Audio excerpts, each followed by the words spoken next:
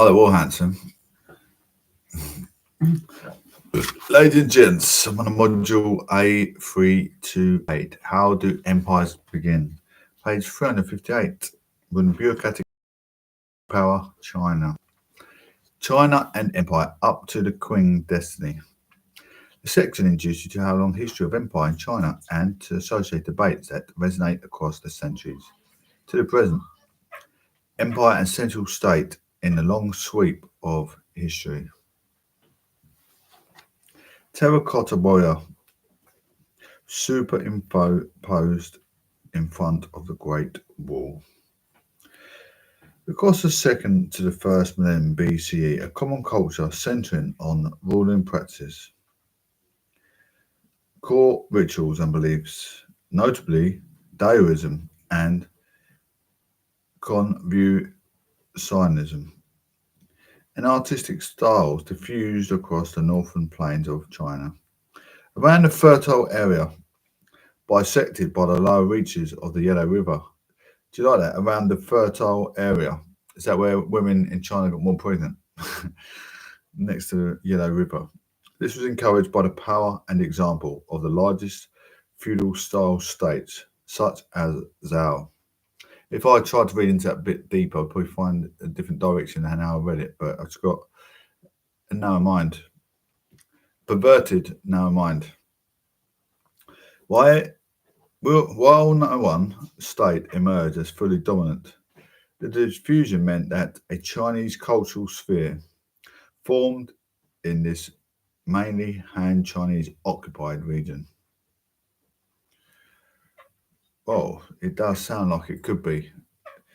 It's an occupied, very occupied region by the sounds of it. Towards the end of the first millennium BCE, an aptly named warning state period, the number of states in the Yellow River area declined. Finally, in 221 BCE, the king reign, named Qin Shi Huang, established himself as supreme. He declared himself not just a king, Wang, but the emperor of Huangdi. During his reign, feudal units were replaced with administrative ones based on military and civil officials holding paid office, and standardized weights, measures, and script were introduced. He also used the labor of captives and convicts to construct thousands of miles of unifying roads for major hydraulic work and to join the walls of previously existing states together to create the Great Wall. This final project was done with the intent of keeping Mongol horsemen out of the northern China. If we look at the administrative units, standard unified across former kingdoms by Qin Empire, up to 1,400 counties produced and grouped into prefectures. Each prefecture sat under a prefect. Registration: all inhabitants of a country registered with registration used as a basis for tax and military and labour service. Law. Unified law code. Qin appointed district officials, tried cases, documentation, reporting on multiple defined issues by officials, facilitated through a courier service. Officials, salaried, graded by rank, rotated in office every few years, with a grip to the capital in between. Service in area of origin barred. Evaluations by superiors with promotion, demotion, and reward punishment according to merit. This bureaucratic framework created the basis for repeated Chinese returns to a single bureaucratic state that regarded itself as a central state. This is called a Zongguo of China, with an empire central, all under heaven, given the rise to the term celestial empire. The latter term implied that the empire relation formalized diplomatic. If she's chewing, can you check what she's chewing? My books. Mean they had adapted to Chinese norms. Being more cook implied one was more ready for absorption into the bureaucratic state. Subsequently, then, There were repeated Chinese returns to one central bureaucratic state, despite periodic featuring. There was also a slow accumulation of additional bureaucratic-run provinces sharing a single script for different spoken language, like the Queen's subsequent destinies, also needed to mobilise huge labour forces in order to raise armies, sustain hydrological works to control flooding, and later build and maintain the North-South Grand Canal, which linked high-yield plains to Beijing. Spelt Peking, the 1950s. While we examine the graphs figure, which show China's evaluation and main terrain types.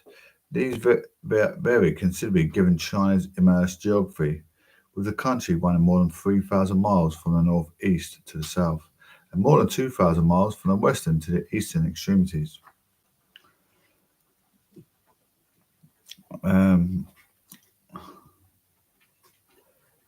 Subarctic, winter cold, summer cool, spring, summer and autumn, short season, rainfall limited throughout the year.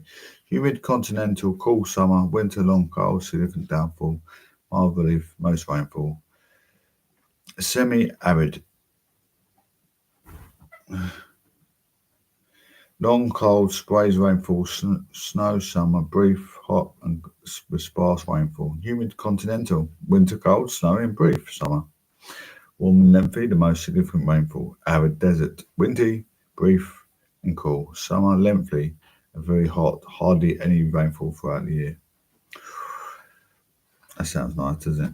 What are these three named that flow to the south and east coasts? That's what I want, arid. I want to go to arid, Xi'an, or Oxo Hot, one next door to Beijing. That'd be good. Because it's hot, hot, hot all year round. What dilemma might have been posed by the vast grassland steppes to the north and northwest, which were sumac and sparsely populated by suitable for the pasture of horses? Note that these steppes range far into what is now the Mongolia and into independent inner Asian states to northwest. What was China's climate range?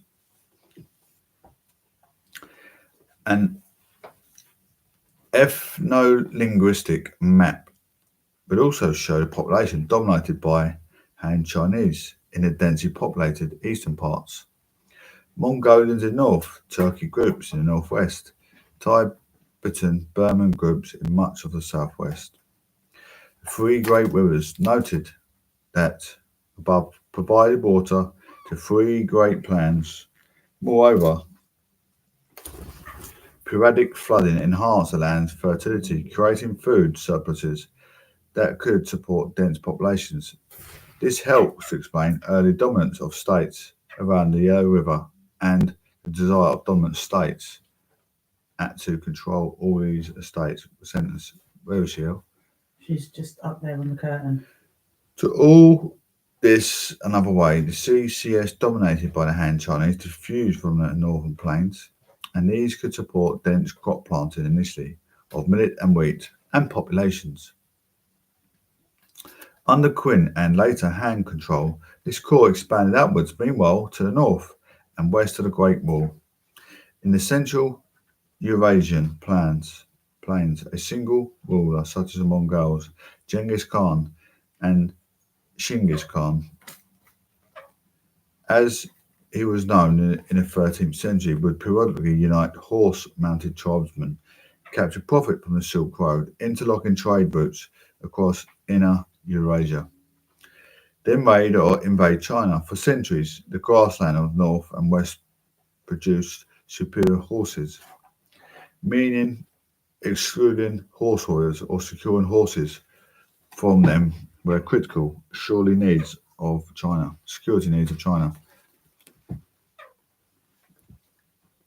The CCS thus faced a recurrent dilemma how it should deal with the northern and western populations, including mounted horsemen.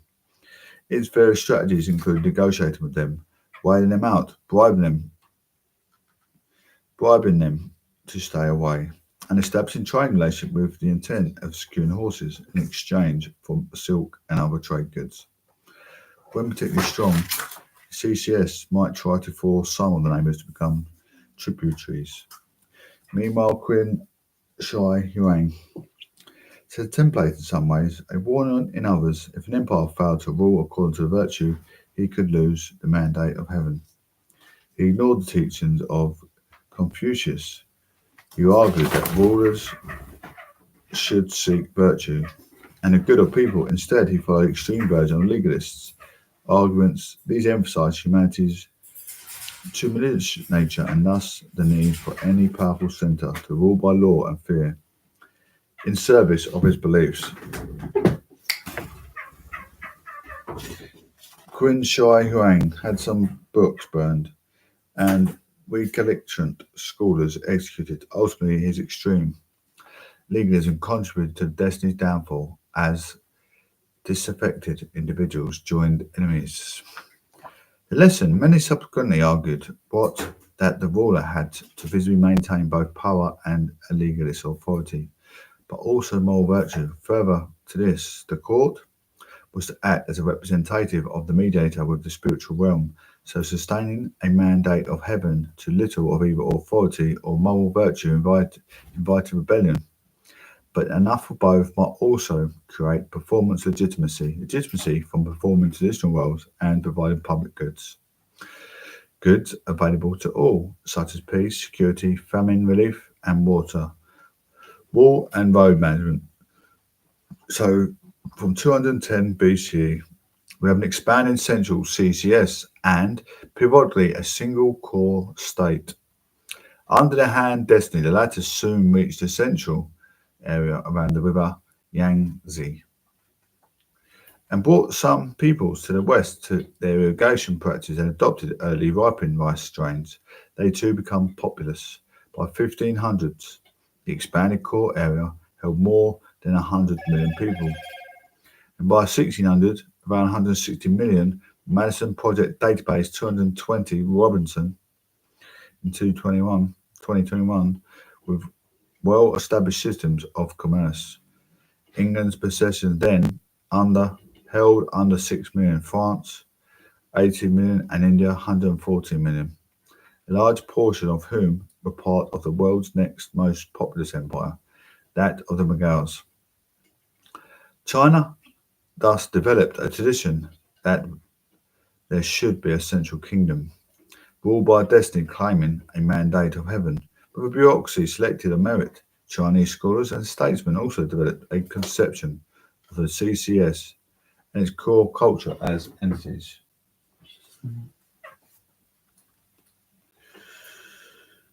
That were engaged in great unification termed signification by some. It was a short step from that to regarding the CCS expansion to nearby areas and incorporation of the non-Han Chinese people as natural too.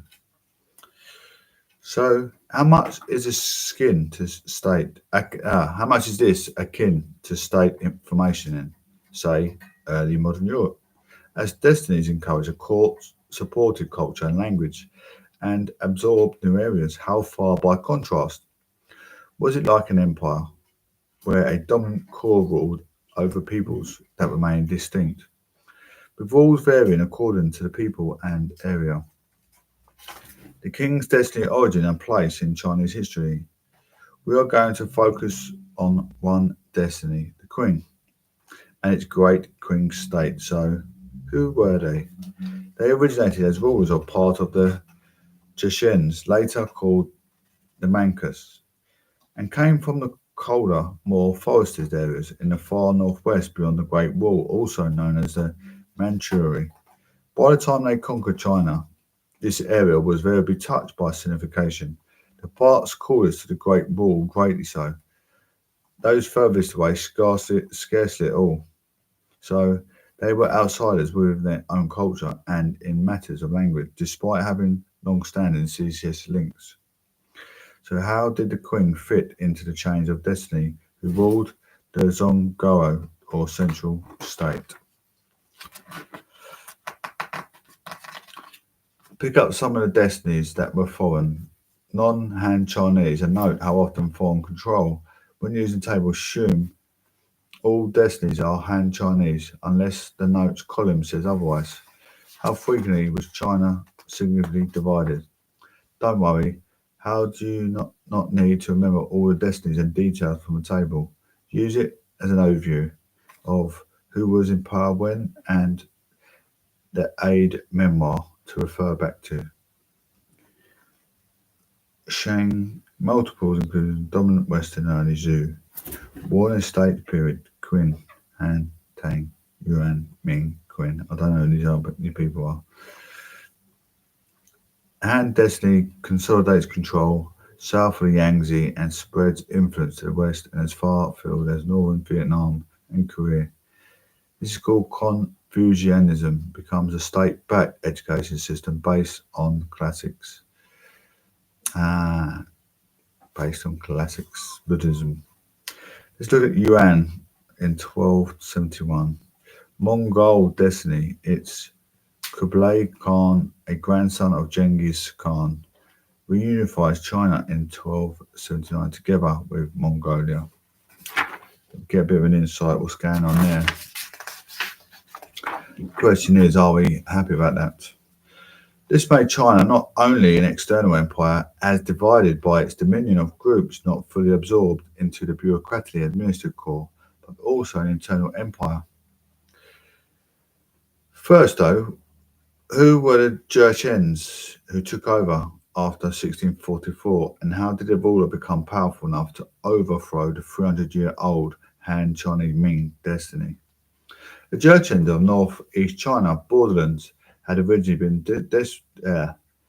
disparate groups, each under the tribal chief. Among their numbers, it was possible to find farmers, traders, and hunters-gatherers.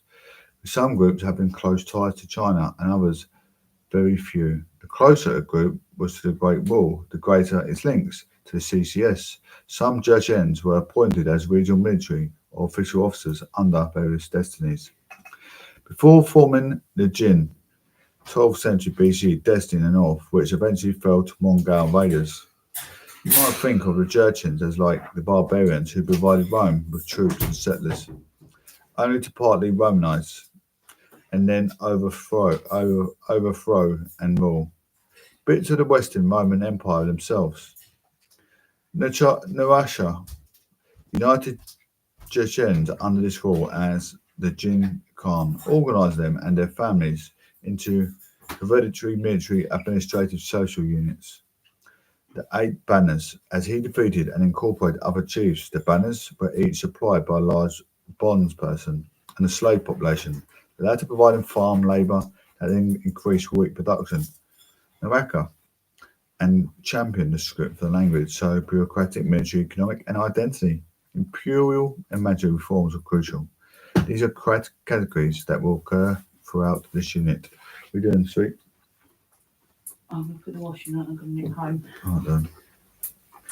Won't be long. We don't have very much. I think you should put in there. I've Yeah, no.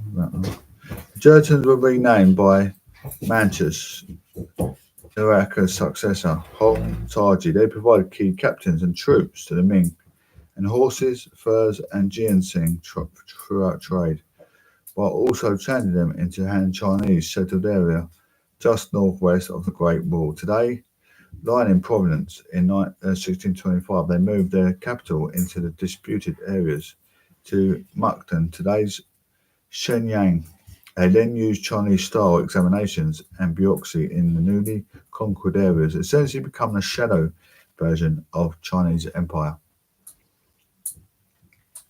This term was made possible by expanding 8 banners with their horse-mounted archers to include the Mongols and the Chinese, who changed sides early on. Soon there were 8 Mongol and 8 Han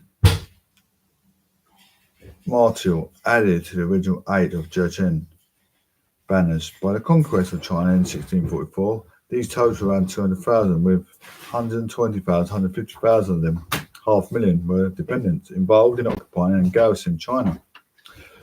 Intermarriage of Mongol elites also helped cement alliances with Mongol confederates from today's Inner Mongolia and beyond. Royal daughters and wives thus played crucial alliance making a binding role. The banners provided a mobile, dedicated military conquest elite and associated socio-economic organisation. Additionally, Mongol allies provided more cavalry.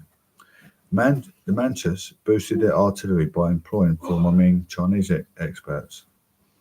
In 1636, Hong Taiji declared himself the first Queen of Warrior, pronounced Qing, in Manchu. Emperor, although his territory was still mainly confined to the northeast, he promptly invaded Korea and secured its tributary status. So he did this upstart emperor come to defeat the incompetent destiny and claim the mandate of heaven. How could the Manchus come to provide the emperor of a central state by 1644? In part, the answer is that Ming destiny lost the mandate of heaven. With a relatively inactive emperor, corruption soared, while the taxes and land usurpation increased. A drop of a bird's temperature, a little ice age, combined with natural disasters, drought, flood, pandemic, and famine, caused peasant uprisings. They eventually came together in 1644 when the peasant army took Beijing under the command of Lai Shicheng, which named himself emperor. Some of the Ming elite were unwilling to make peace with the peasant empire, and they sought supporters for counter-revolution. Ming general Wu Sanggu joined Manchu forces to the Shenhai Pass, 150 miles east of Beijing, where the Great Wall joins the sea. Now the Manchus had the banners, Mongol elites, and some ex-Ming forces. 27 May 1644, these defeated the peasant empire army before moving on to take Beijing in June. They were proclaimed the 6-year-old Queen ruler by Shanxi, Emperor of China.